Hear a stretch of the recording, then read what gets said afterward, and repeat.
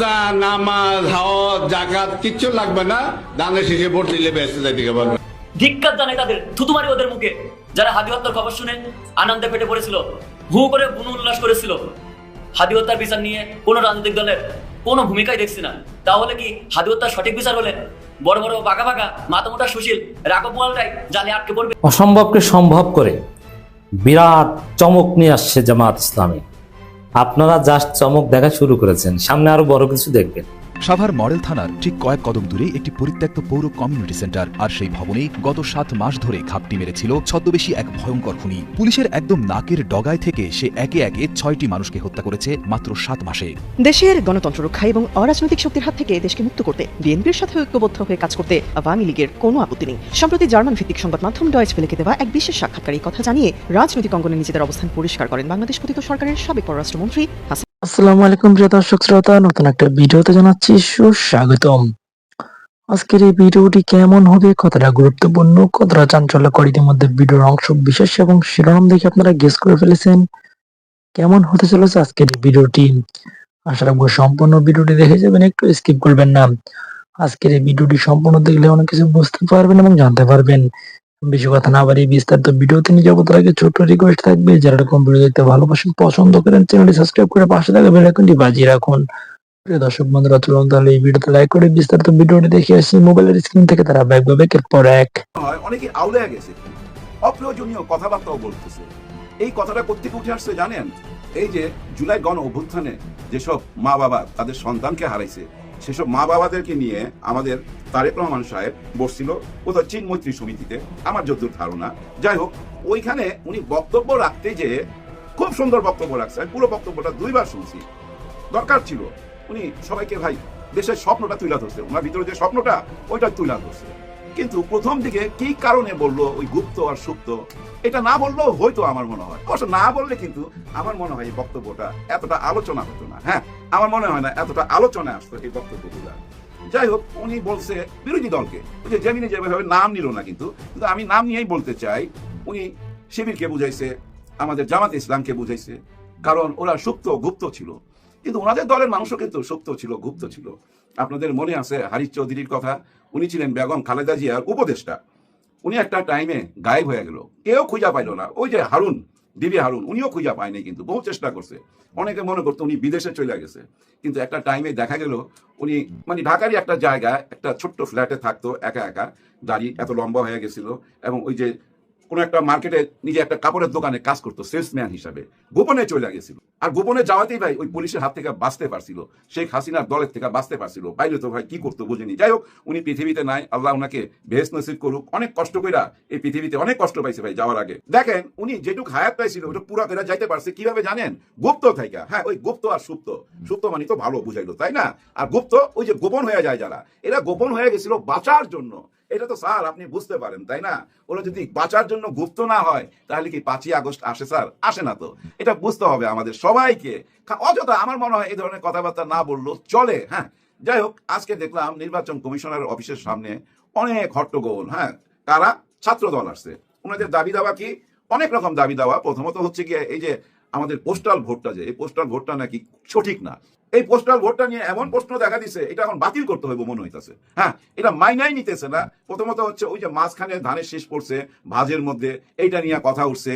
আবার কথা উঠছে কোথাও নাকি দেখা গেছে 300-400 ভোট নিয়ে একজনের বৈশা রয়েছে এবং কি জানি কথা বলতেছে, এরকম ভিডিও দেখা গেছে।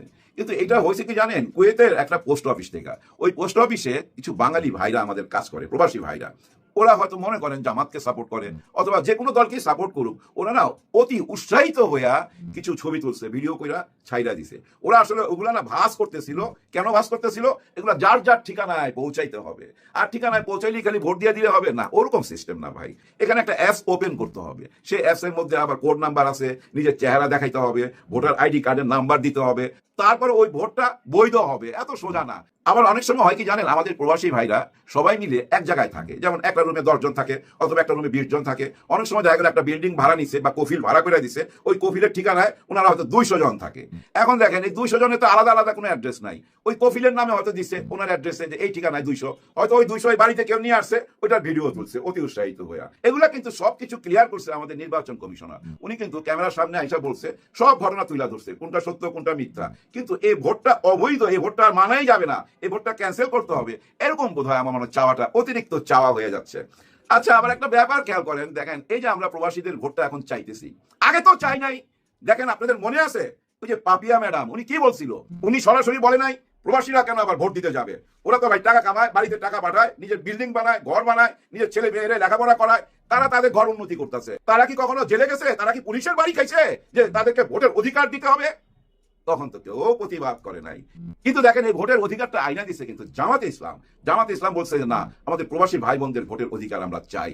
যার জন্য দেখেন 7 থেকে 8 লক্ষ ভোটার এখন বর্তমানে প্রবাসী ভোটার। আরো অনেক হওয়ার কথা, কিন্তু সময় কুলাচ্ছে না তো, কারণ আমরা নির্বাচন চাই, নির্বাচন তো চলে আসছে। এই 7 থেকে 8 লাখ মানে 7,84,000 কত জানি হবে।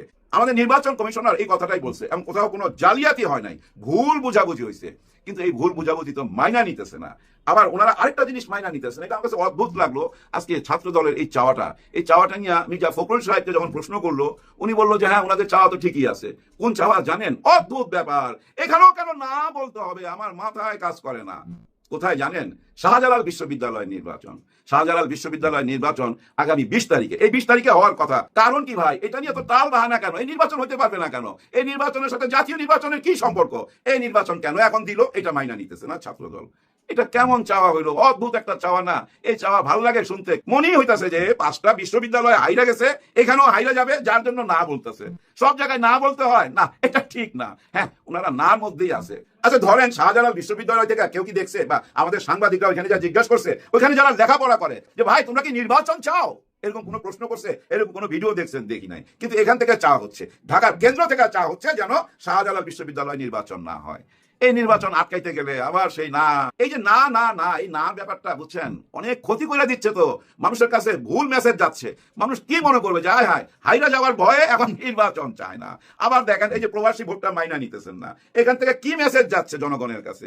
আচ্ছা জাতীয় নির্বাচনে যদি কোনো কারণে, আচ্ছা ধরে নেন জামাতে ইসলাম পাস করছে, তাহলে তো ভাই মাইনাই নিবে না। হ্যাঁ, এখনই তো মাইনা নিতেছে না। এই যে প্রবাসী ভোটগুলা নাকি এটা ঠিক হয় নাই, আবার নতুন করে করতে হবে, তাহলে তো আবার নির্বাচন পিছাইতে হয়। হ্যাঁ, কিছুদিন পিছাই দেন না। আমাদের ডক্টর ইউনূস স্যার তো বলছিল জুন পর্যন্ত আমাদের সময় দেন, ফুল প্যাকেজ চাইলে ফুল একদম ক্লিন আয়নার মতো জুন পর্যন্ত সময় দেন। কিন্তু আপনারা ছোট প্যাকেজ নিছেন, 3টা মাস সময় দিলে আমার মনে হয় এইসব প্রশ্নগুলো আসতো না।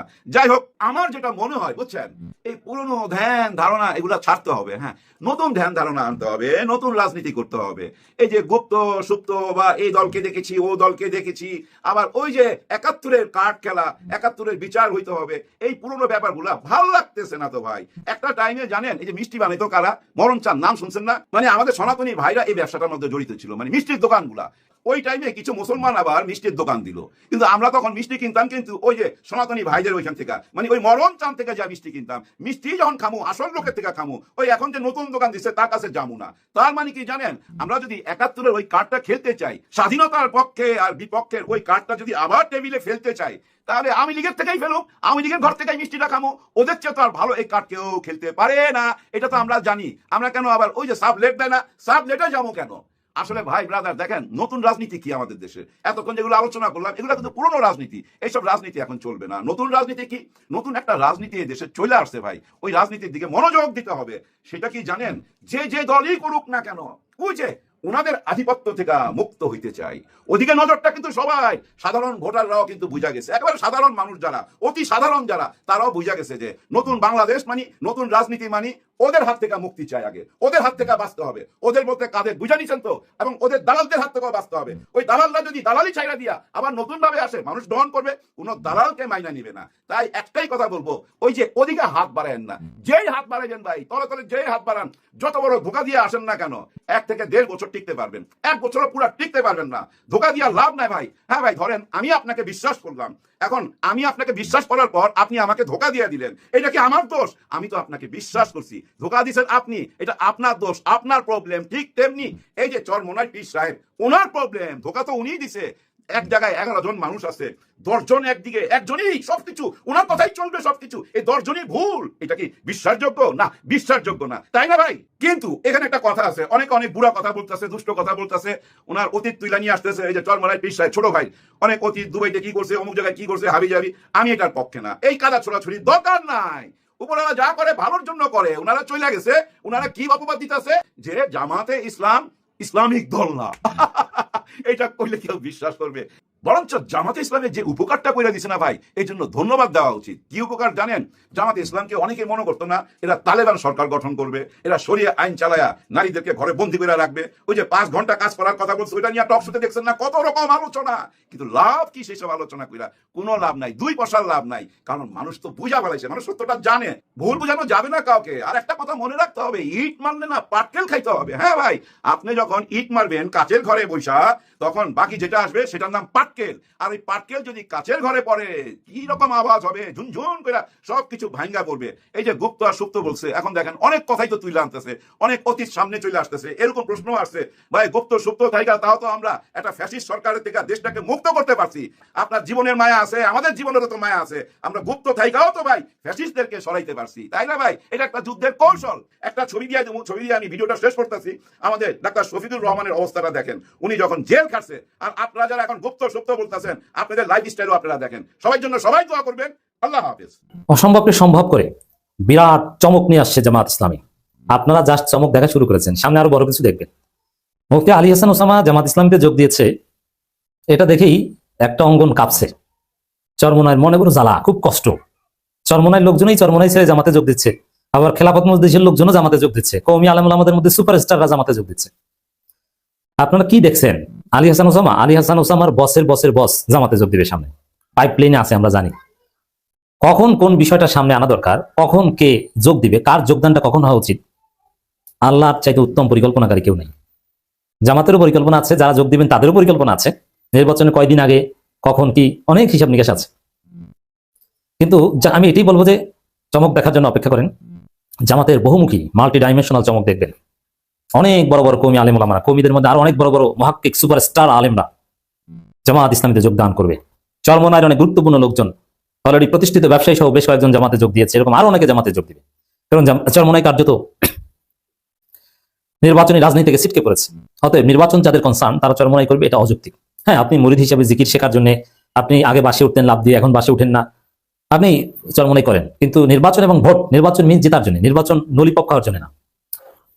ভোটে দাঁড়িয়ে আঙ্গুল চোষার জন্য ভোট করা হয় না, ভোটে দাঁড়ানো হয় জেতার সর্বোচ্চ চেষ্টা নেই। কিন্তু আপনি নিজে নিশ্চিত করে দিলেন যে না, জেতার জন্য আমরা করছি না, ইবাদতের জন্য। তো এই ধরনের দানাই ফানাই কথা বললে চরমোনাইয়ের লোকজন হয় মসজিদে বসে থাকবে, নইলে জামাতে যোগ দেবে, চরমোনাই করবে না।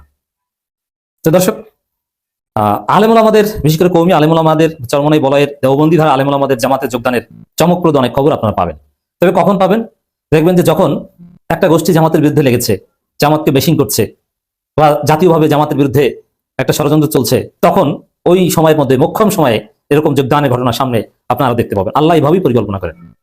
আর জামাতেরও ডেফিনেটলি পরিকল্পনা বা রাজনীতি আছে, একটা ইস্যু দিয়ে আরেকটা ইস্যু পিক করার বিষয় থাকে। শুধু কি তাই তা না, জামাতের আসল চমক দেখবেন নির্বাচনী প্রচারণা এবং তাদের ইশতেহারে খুব শীঘ্রই আসবে, আর বেশি দিন লাগবে না। কারণ 20 তারিখের পরেই তো খেলা অন্য মাঠে চলে যাবে।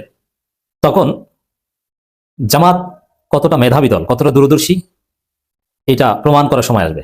জামাতের যে ক্রিয়েটিভিটি, জামাতের যে সৃজনশীল প্রস্তাবনা কি করবে, পুরো জাতি চমকে উঠবে। সব বিষয়ে টাচ করা হবে। বিশাল কর্মযজ্ঞ চলছে সারা পৃথিবীতে। 1977 সাল থেকে এখন পর্যন্ত ছিটিয়ে থাকা এক্সপার্টরা তাদের সর্বোচ্চ উজাড় করে দিয়ে চমক দেখানোর জন্য সবকিছু রেডি করছে। দর্শক, জামাতের নির্বাহী পরিষদ একটা বৈঠক করেছে 17 জানুয়ারির খবর, শনিবার। বাংলাদেশ জামাত ইসলামীর আমি ডাক্তার শফিকুর রহমানের সভাপতিত্বে দল কেন্দ্রীয় নির্বাহী পরিষদের বিশেষ বৈঠক। এটা নিয়মিত বৈঠক না, এটা বিশেষ বৈঠক। বিশেষ বৈঠকে নির্বাহী পরিষদের সদস্য না, এমনকি দলের সরাসরি রোকন না, এরকম কাউকে রাখতে পারে। এখন জামাত সেটা করছে। অনুষ্ঠিত হয়েছে বৈঠক। বৈঠকে নায়েব আমির বৃন্দ, সেক্রেটারি জেনারেল, সহকারী সেক্রেটারি জেনারেল বৃন্দ এবং কেন্দ্রীয় নির্বাহী পরিষদের সদস্য বৃন্দ উপস্থিত ছিলেন। বৈঠকে আরো উপস্থিত ছিলেন বিভিন্ন বিষয়ের কয়েকজন বিশেষজ্ঞ এবং জামাতের কেন্দ্রীয় মহিলা বিভাগের দায়িত্বশীল বৃন্দ। এখন জামাতের মহিলা বিভাগের দায়িত্বশীল বৃন্দরাও নির্বাহী পরিষদের বৈঠকে থাকে এবং বিভিন্ন বিশেষজ্ঞরা থাকে। দেশের বিদেশের অনেক বিশেষজ্ঞ, বিদেশের বলতে বাংলাদেশি নাগরিক, ইসলামপন্থী বিশেষজ্ঞ। অতএব নির্বাচন কিভাবে সুষ্ঠু করতে হয়, বিএনপির কারচুপির বিরুদ্ধে জামাত কি করবে, বিএনপি এলাকায় রামদা ধার দিচ্ছে, হকি স্টিক রেডি করছে যে জামাতকে পিটিয়ে ভোট চুরি করবে, এইসব খায়েশ কিভাবে খেয়ে দেওয়া যায়, পেছন থেকে ঢুকিয়ে দেওয়া যায়, জামাত সেই কর্ম পরিকল্পনা করছে। হাসিনা টিকতে পারেনি শুধু শিবিরের কর্ম পরিকল্পনার কাছে, আর জামাতের মধ্যে তো শিবির সন্তান হিসাবে আছেই। আর মূল জামাত, বৃহত্তর জামাত অতীতের যে কোনো সময়ের চাইতে শক্তিশালী। 1977 সালের পর থেকে এখন পর্যন্ত শিবির যত শক্তি সঞ্চয় করেছে, যত প্রোডাক্ট ডেলিভারি দিয়েছে, সব কিছুর ফলাফল এখন ঘরে তোলার সময় এসেছে। সবগুলো একত্র করে এখন কাজ করছে। তো এই জন্যে তো এই বিশেষজ্ঞরা তো চমক দেখাবেই।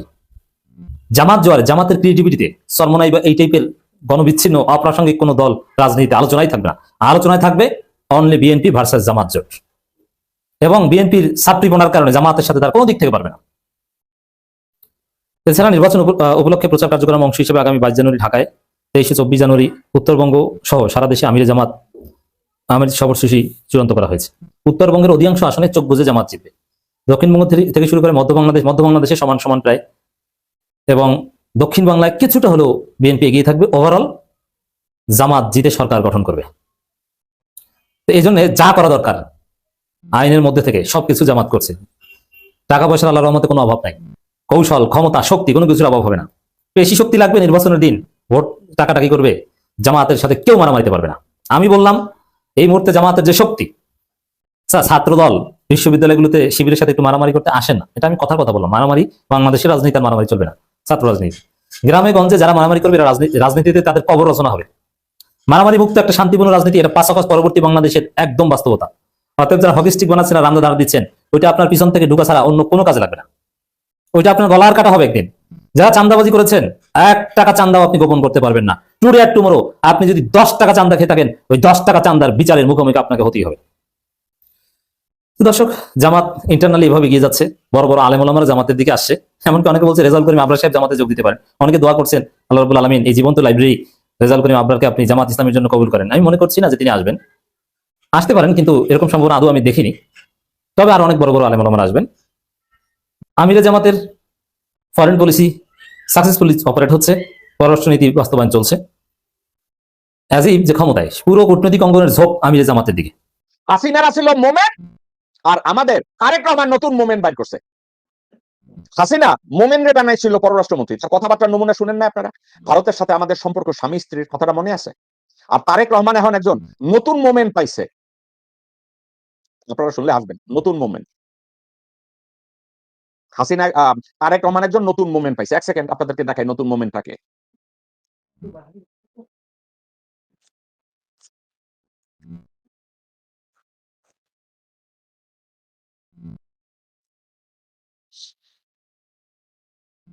দর্শক শ্রোতা, মোমেন্ট সব জায়গায় বেইজ্জতি হইতো। কেন বেইজ্জতি হইতো? তার কথাবার্তার ধরন, আচার আচরণ, এগুলো নিয়ে মানুষ এখনো হাসে।